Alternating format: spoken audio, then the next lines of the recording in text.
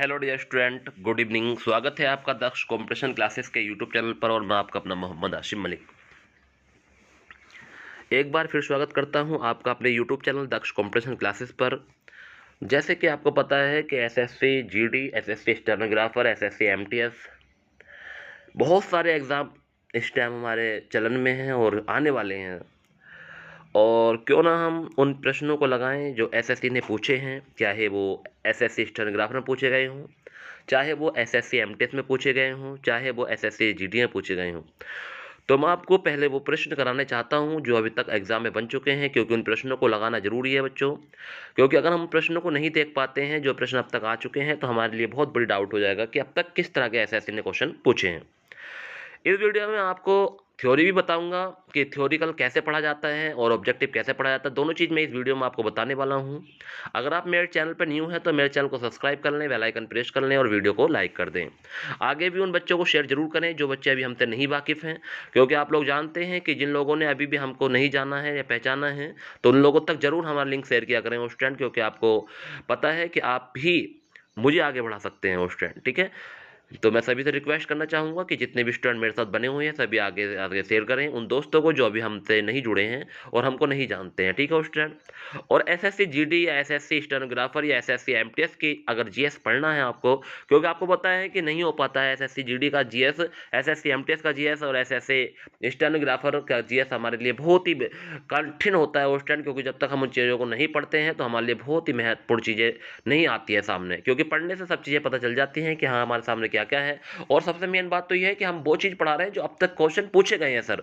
क्या जो क्वेश्चन पूछे गए हैं उन प्रश्नों का हम इसके बारे में चर्चा करने वाले हैं। ठीक है, चलिए शुरुआत करते हैं। यह हमारा सोल्व पेपर है 2019 का ऑप्शन, तो इसके बारे में हम चर्चा करेंगे। 18 के बारे में बताएंगे हम आपको, सब चीज़ें इसमें मिक्स आएंगे ऑप्शन। आप लोग बस बने रहें और क्वेश्चन को देखते रहें और आंसर भी देखते रहें ऑप्शन। चलिए शुरुआत करते हैं। देखिए हमारा पहला प्रश्न हमारा आपके सामने है कि सूर्य के चारों ओर परिक्रमण करते समय अपनी कक्षा में पृथ्वी की अनुमानित गति किलोमीटर प्रति सेकंड में कितनी होती है। तो इसके लिए ऑप्शन है 100, 30, 500, 10। तो इसका सही ऑप्शन क्या होने वाला है, तो आप सभी स्टूडेंट जानते हैं कि इस प्रश्न का जो सही ऑप्शन हो जाएगा वो क्या होने वाला है। तो आप सभी लोग जानते हैं सर इस प्रश्न का जो सही ऑप्शन है, बी ऑप्शन है 30 किलोमीटर प्रति सेकंड। तो ये चीज़ आपको ध्यान रखनी है, 30 किलोमीटर प्रति सेकंड इस प्रश्न का सही आंसर है। और इसमें बारे में बताया गया है कि सूर्य के चारों ओर परिक्रमा करते समय अपनी कक्षा में पृथ्वी की अनुमानित गति 30 किलोमीटर प्रति सेकंड होती है। इस गति से परिक्रमा करते हुए पृथ्वी सूर्य का पूरा एक चक्कर लगाने में 365 दिन 6 घंटे का समय लेती है। सूर्य के चतुर्दिश पृथ्वी की इस परिक्रमा को पृथ्वी की वार्षिक गति भी कहते हैं। ठीक है, तो अगर घूमना जो है ये, तो अगर पृथ्वी के चारों ओर घूम रही है, सूर्य के चारों ओर पृथ्वी घूम रही है, तो इस परिक्रमा को पृथ्वी की वार्षिक गति भी कहा जाता है। अगला प्रश्न है, आधुनिक आवर्त सारणी में कार्बन से पहले कौन सा तत्व आता है। तो मैग्नीशियम है, बोरोन है, लिथियम है या बेरिलियम है। तो आधुनिक आवर्त सारणी में कार्बन से पहले कौन सा तत्व आता है। अगर आप इस प्रश्न का सही आंसर जानते हैं तो मुझे बता सकते हैं, नहीं तो देखिए, तो इसका ऑप्शन हो जाएगा बोरोन। तो आधुनिक आवर्त सारणी में कार्बन सी से पूर्व आने वाला तत्व बोरोन है। बोरोन का परमाणु क्रमांक 5 है, जबकि कार्बन का परमाणु क्रमांक 6 है। और परमाणु क्रमांक के मामले में बोरोन का परमाणु भार 10.811 म्यू तथा कार्बन का परमाणु भार होता है 12 म्यू होता है। तो इसलिए भैया पहले हमारा कौन सा आएगा, बोरोन आएगा। अगला प्रश्न है कि फंडामेंटल फिजिक्स प्राइज FFP से सम्मानित होने वाले प्रथम भारतीय कौन है। कितना गजब का क्वेश्चन है कि फंडामेंटल फिजिक्स प्राइज से सम्मानित होने वाले प्रथम भारतीय कौन है। अशोक सेन है, CB रमन है, SS बोस है या होमी जहांगीर भाभा है। तो इस प्रश्न का जो सही आंसर होने वाला है क्या हो जाएगा, तो आप लोग जानते हैं इस प्रश्न का सही आंसर होगा अशोक सेन। कौन थे, अशोक सेन थे। इनके बारे में कहा जाता है कि फंडामेंटल फिजिक्स प्राइज से सम्मानित प्रथम भारतीय वैज्ञानिक अशोक सेन हैं। इन्होंने वर्ष 2012 में इस पुरस्कार सम्मानित किया गया था। इस पुरस्कार के तहत उन्हें $3 मिलियन की नकद राशि प्रदान की गई। फिजिक्स के क्षेत्र में विशेष योगदान देने वाले वैज्ञानिकों को सम्मानित करते हुए इस पुरस्कार की शुरुआत वर्ष 2012 में रूसी अरबपति यूरी मिकनर, ठीक है, मिकनर द्वारा की गई थी। कितना गजब का क्वेश्चन ऑप्शन ध्यान रखना है। रूसी अरबपति यूरी मिकनर द्वारा की गई थी इस पुरस्कार की शुरुआत। भारत के 71वें गणतंत्र दिवस पर किस देश के राष्ट्रपति मुख्य अतिथि थे? वाव, गजब का क्वेश्चन ऑप्शन किसने पूछा है कि भारत के 71वें गणतंत्र दिवस पर किस देश के राष्ट्रपति मुख्य अतिथि थे? Argentina, Belgium, Brazil, Spain. तो इस प्रश्न का सही आंसर क्या होने वाला है? इस प्रश्न का सही आंसर होगा सी ऑप्शन कि भाई भारत के 71वें गणतंत्र दिवस था 2020 में, वो ब्राजील के राष्ट्रपति जेयर बोलसोनारो मुख्य अतिथि थे, जबकि वर्ष 2021 के 72वें गणतंत्र दिवस के अवसर पर कोविड-19 महामारी के चलते किसी भी विदेशी मेहमान की उपस्थिति नहीं रही। ध्यान रखना बच्चों, ठीक है, क्योंकि 71 में आए थे, 72 में नहीं आए हैं, क्योंकि कोविड-19 था और कोविड-19 की वजह से कोई की विदेशी मेहमान की उपस्थिति नहीं रही थी।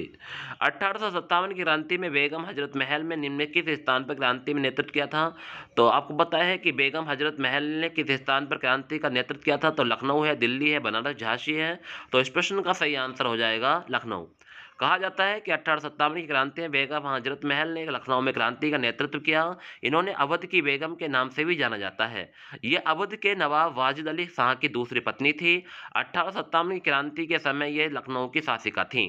इन्होंने 4 जून 1857 को कांग्रेस के खिलाफ विद्रोह कर दिया था, और किंतु मार्च 1858 में अंग्रेज कमांडर कैंपबेल द्वारा यहाँ के विद्रोह को दबा दिया गया।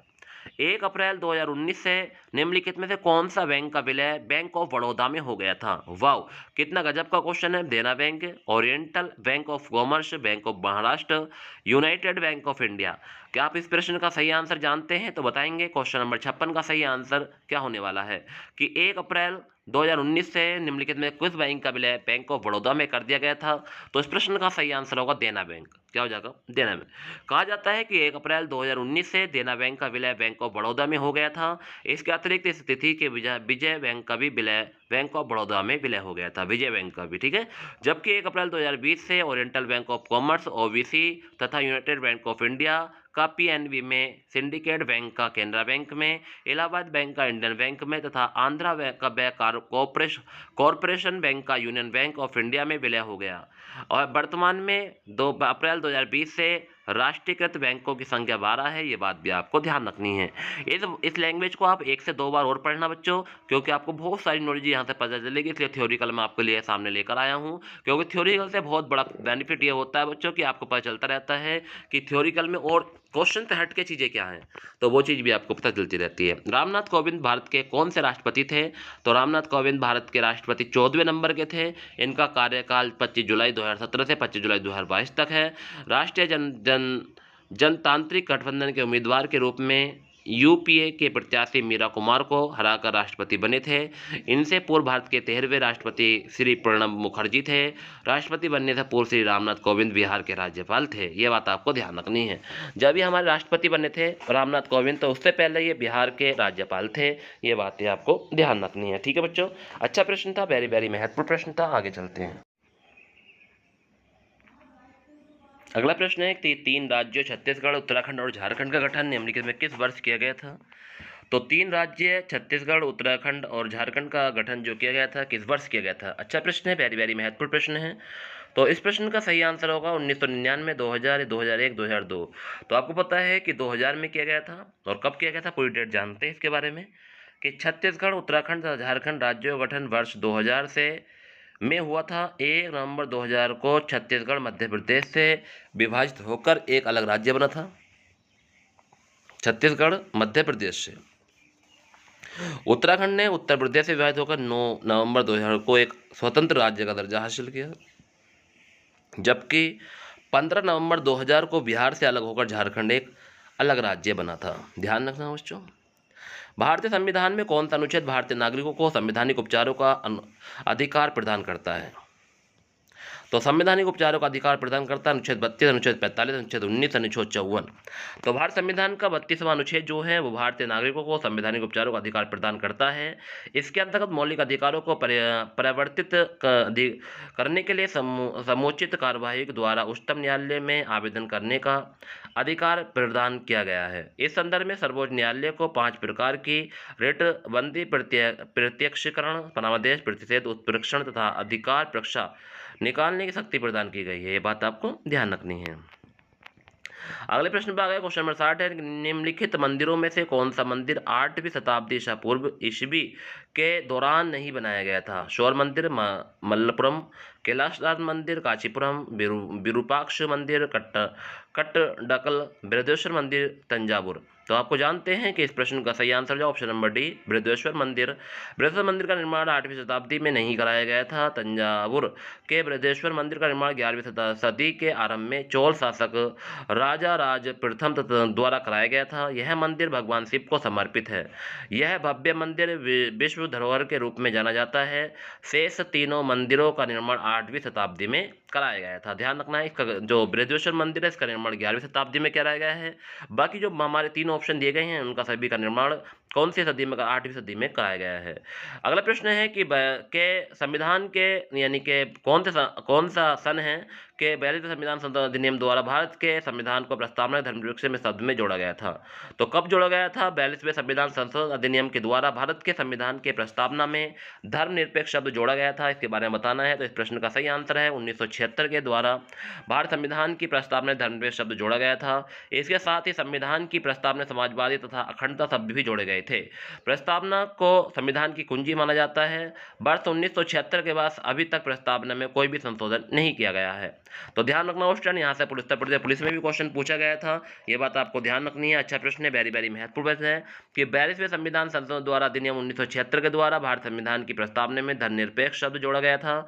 इसके साथ ही संविधान की प्रस्तावना में समाजवादी तथा अखंडता शब्द भी जोड़े गए। प्रस्तावना को संविधान की कुंजी माना जाता है। 1976 के बाद अभी तक प्रस्तावना में कोई और संशोधन नहीं किया गया।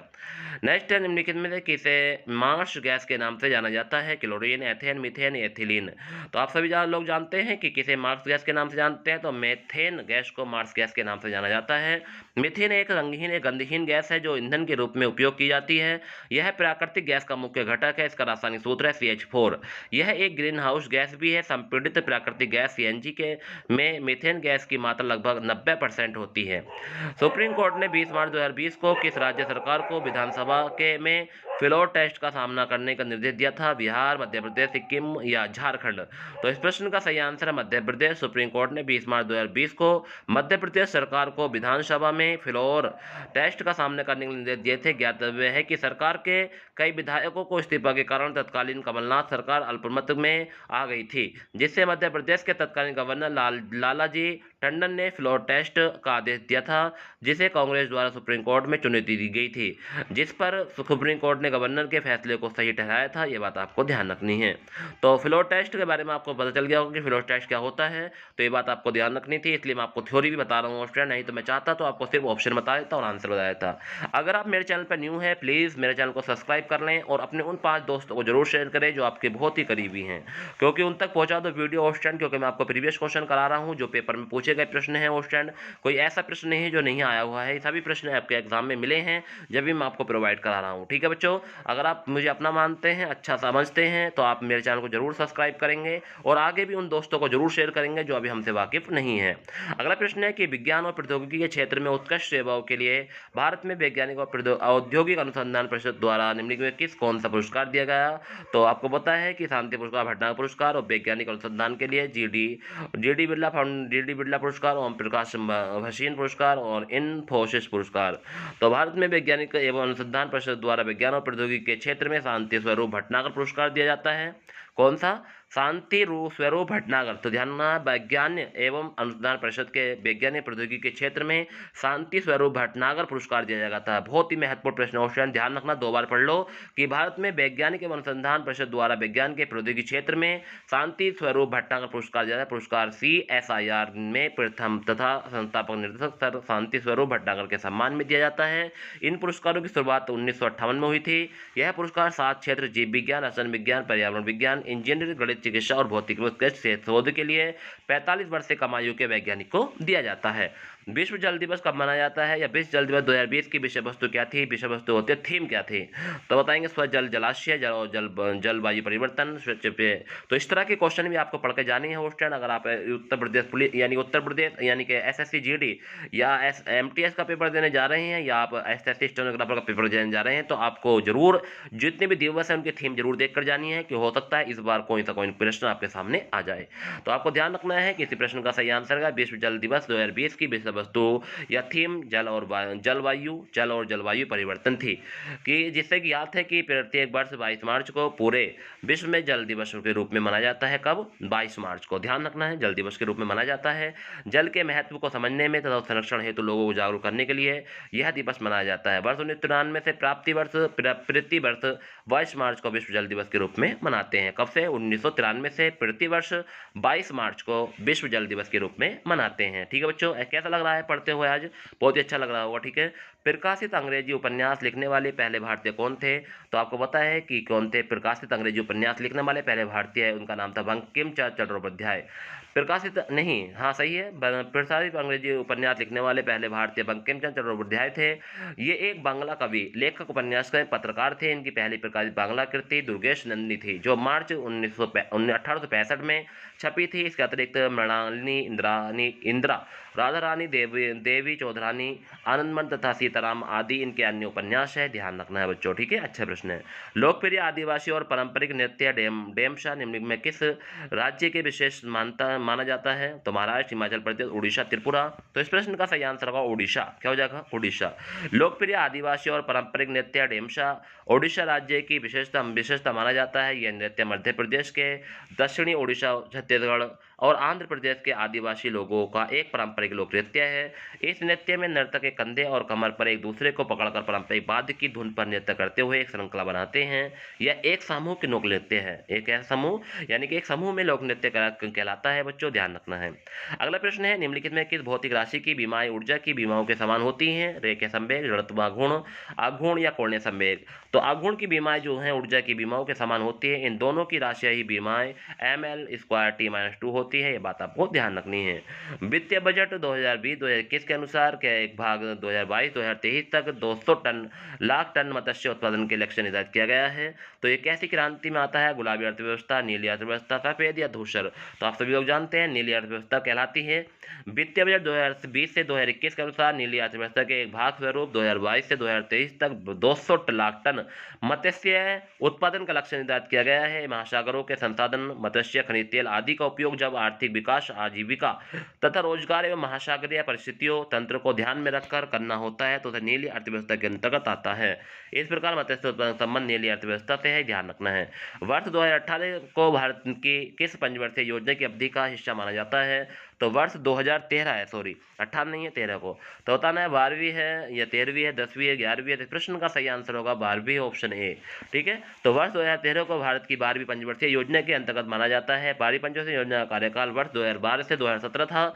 भारत में पंचवर्षीय योजना की शुरुआत 1951 से हुई थी। ध्यान रखना बच्चों, कब से हुई थी? 1951 से हुई थी। और 12वीं पंचवर्षीय योजना भारत की अंतिम पंचवर्षीय योजना थी। अब पंचवर्षीय योजना के समाप्त कर दिया गया है। ध्यान रखना है कि 12वीं पंचवर्षीय योजना अंतिम पंचवर्षीय योजना थी, जो 2012 से 2017 तक थी, और अब पंचवर्षीय योजना को समाप्त कर दिया गया है। निम्नलिखित में फसलों में से ब्लास्टर रोग किससे संबंधित है? तो ब्लास्टर रोग चावल में संबंधित होता है बच्चों। तो ब्लास्टर झुलसा रोग का संबंध चावल धान से है। यह रोग पेरिकुलेरिया ओराइजी नामक कवक द्वारा होता है। इस रोग में धान की पत्तियां और उनके निचले भाग में नीले धब्बे पड़ जाते हैं। इस रोग को धान के बाल कमजोर होकर टूट जाती हैं। इस रोग से धान की उत्पादक क्षमता घटते हुए समाप्त हो जाती है। ये बात आपको ध्यान रखनी है। सूर्य के प्रकाश के संपर्क में आने से सूर्य के प्रकाश के संपर्क में आने से यानी कि विटामिन में से किसका संरक्षण होता है? तो इसका सही आंसर क्या होगा? KCED। तो इसका सही आंसर डी। सूर्य के प्रकाश के संपर्क में आने से विटामिन डी का संश्लेषण होता है। इसका संश्लेषण सूर्य के प्रकाश में उपस्थित पराबैंगनी किरणों द्वारा त्वचा के कोलेस्ट्रॉल यानी कि इंगेस्टेरॉल द्वारा होता है। विटामिन डी का रासायनिक नाम कैल्सीफेरॉल है। इस विटामिन की कमी से बच्चों को रिकेट्स तथा वयस्कों में ऑस्टियोमेलेशिया नामक रोग हो जाता है। ठीक है, बच्चों में रिकेट्स होता है, वयस्कों में ऑस्टियोमेलेशिया नामक रोग हो जाता है। ये बात आपको ध्यान रखनी है। संक्षिप्त नाम सार्स के ए का क्या तात्पर्य है? तो सार्स में एक अक्षर का तात्पर्य है एक्यूट से होता है। सार्स कोरोना वायरस जनित एक श्वास संबंधी रोग है। इसका विस्तृत रूप फीवर एक्यूट रेस्पिरेटिक सिंड्रोम है, ध्यान रखना है। ठीक है, तो आपसे ए के बारे में पूछा था, तो ऑप्शन नंबर सी इस प्रश्न का सही आंसर है क्यूट। क्या नाम है? एक्यूट, ऐसे लिखा जाएगा, क्यूट बोलेंगे इसे, एक्यूट। ठीक है, ध्यान रखना है। पृथ्वी वर्ष के आसपास पृथ्वी सूरज के सबसे करीब होती है। 3 जनवरी, 3 मई, 3 मार्च, 3 जुलाई। तो पृथ्वी वर्ष 3 जनवरी को आसपास पृथ्वी सूर्य के सबसे निकट होती है। कि पृथ्वी सूर्य की परिक्रमा करने में कम से कम क्रम में 3 जनवरी को सूर्य के सबसे निकट होती है, जिसे उपशोर कहा जाता है। वाह, जिसे क्या कौन से क्या कहा जाता है? उपशोर। उपशोर कहाँ गया? 3 जनवरी। ठीक है, और इसी प्रकार 4 जुलाई को सबसे निकट 4 जुलाई को पृथ्वी सूर्य की अधिकतम दूरी पर होती है, उस स्थिति को अपशोर कहा जाता है। अपशोर की स्थिति में सूर्य और पृथ्वी के बीच की दूरी 14.70 करोड़ किलोमीटर। अपशोर की स्थिति में इसकी उपशोर की दूरी 15.21 करोड़ किलोमीटर होती है। राष्ट्रमंडल के महासचिव बनने वाले एकमात्र भारतीय कौन थे? तो राष्ट्रमंडल के महासचिव बनने वाले एकमात्र थे कमलेश शर्मा। तो राष्ट्रमंडल में महासचिव बनने वाले एकमात्र भारतीय कमलेश शर्मा हैं। महासचिव के रूप में इनका कार्यकाल 2008 से 2016 तक था। वर्तमान में ब्रिटेन के पेट्रोशिया स्कॉटलैंड राष्ट्रमंडल के महासचिव है, जो 1 अप्रैल 2016 से इस पद पर कार्यरत है।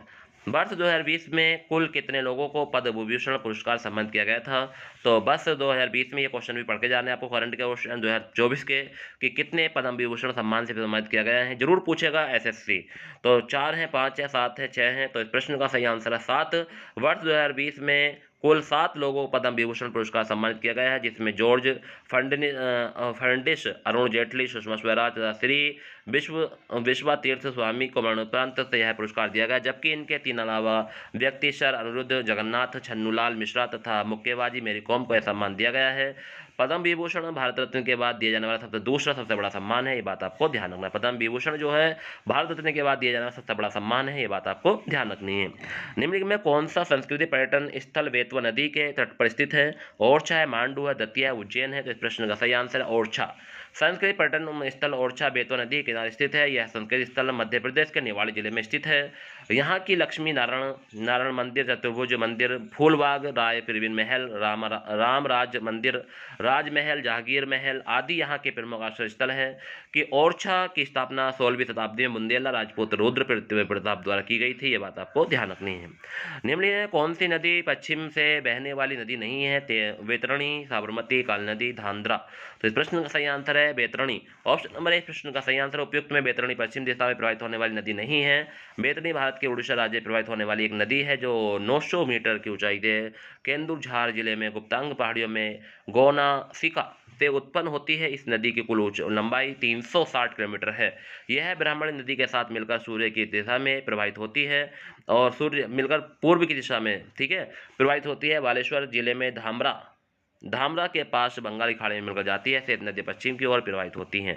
भारत के पुरुष क्रिकेट टीम में विदेशी धरती पर अपनी पहली टेस्ट जीत किस टीम के खिलाफ दर्ज की? तो भारत के पुरुष क्रिकेट टीम ने विदेशी धरती पर अपनी पहली टेस्ट जीत न्यूजीलैंड के खिलाफ 1967 से 68 की दर्ज की थी।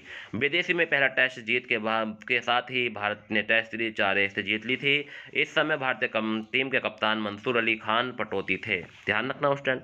तो ये थे आज के हमारे वेरी महत्वपूर्ण प्रश्न स्टूडेंट। आपको कैसे लगे जरूर बताना कमेंट में। अगर आपको वीडियो अच्छी लगी है तो इस तरह से मैं आपके लिए रोज 30 क्वेश्चन लेकर आया करूंगा और आपको पढ़ाया करूंगा प्रीवियस क्वेश्चन जो आपके एग्जाम में पूछे जाते हैं। ठीक है, अगर आपको वीडियो अच्छी लगी है तो वीडियो को जरूर लाइक करें और चैनल को सब्सक्राइब करें, बेल आइकन प्रेस करें। आगे भी ऐसी वीडियो आपको मिलती रहेंगी स्टूडेंट। जरूर अपने उन दोस्तों को शेयर कर दें जो अभी एसएससी की तैयारी कर रहे हैं, किसी भी एग्जाम की, तो उन जो है जरूर भेजें, क्योंकि जीएस जरूरी होता है स्टूडेंट। एसएससी का जीएस पढ़ना बहुत जरूरी होता है आप लोगों के लिए, तो आप जरूर उन लोगों को जरूर शेयर करें। ठीक है, thank you very much student.